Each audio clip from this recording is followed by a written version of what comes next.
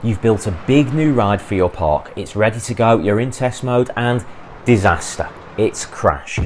You might not even be in test mode, maybe it's been open for a year before disaster strikes. Well, in Rollercoaster Tycoon, crashes can happen, and they can be catastrophic. So, what causes these disasters, and just how bad can they be for your park? How can you recover in time to still beat the scenario goal? Whether it's a design flaw or the result of a breakdown, these accidents can send your park guests flying and your park rating plummeting, hurting your revenue, reputation, and guest generation. Typically, there are two ways in which a ride might crash. There are derailments, where the cars fly off the tracks at a turn or a hill, and then there are collisions, when one train smashes into the back of another.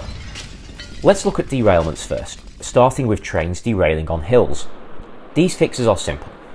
They occur on rides which don't have upstop wheels. That's the side friction coaster, reverser coaster, flying turns and bobsleigh coasters, plus the dinghy slide, ghost train and haunted mansion rides. Derailments are caused because the car is going too fast as it reaches the summit of a hill, or at the start of a drop if the car is already travelling too quickly. Across almost all of these ride types, the speed at which this occurs is the same, 32 miles an hour, which is 51 if you play in kilometers per hour when going from uphill to level, and a higher 38 miles an hour or 62 kilometers per hour when going from level to downhill. When you test the ride, if you hit hills just below these speeds, you might want to consider slowing the ride down even though it didn't crash, as guests will make the cars heavier and therefore quicker when the ride is open to guests. In addition to those speeds, beware of steep slopes on the dinghy slide. When you reduce the severity of those slopes to level off, you'll need to be below 16 miles an hour, that's 27 kilometers per hour, and when going downhill from flat, your limit is 27 miles an hour, which works out around 45 kilometers per hour. But to compensate for that extra factor, dinghy slides can have tunnels. Use a covered track piece and you'll be immune from crashes. Just don't think about your guests bumping their heads, that's not your problem. The other way a ride can derail is by taking turns too quickly. Not many rides can actually derail when turning, and none of them are roller coasters. They are the ghost train and the haunted mansion rides.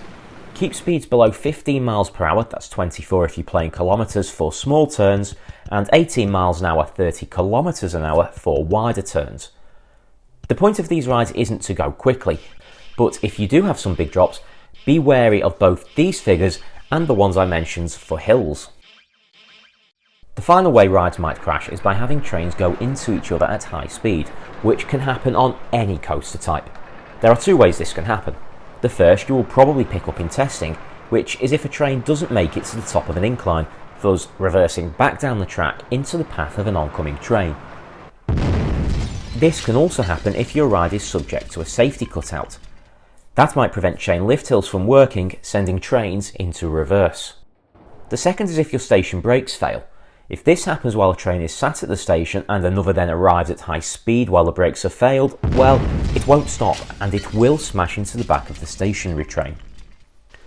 There are a few ways to prevent trains from crashing into each other. One is to ensure they don't return to a station too quickly.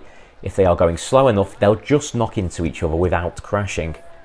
Another is to add block sections, so only one train will ever travel on each section of the ride, preventing crashes in the event of a breakdown. This does slow your ride down though, affecting turnover and potentially stats too. So that's avoiding a crash, but what is the impact if one does occur?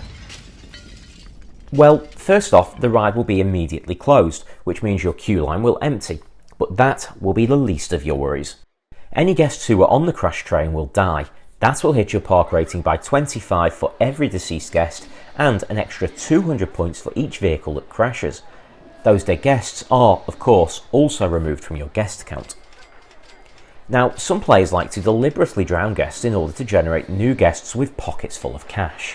When crashes happen though, this won't work. The bad publicity of a deadly crash means fewer new guests will want to come to your park. And the ride itself, whether the crash is deadly or not, will suffer with guests not wanting to ride an attraction which they don't believe is safe. This means that ride will struggle to get many guests at all on board.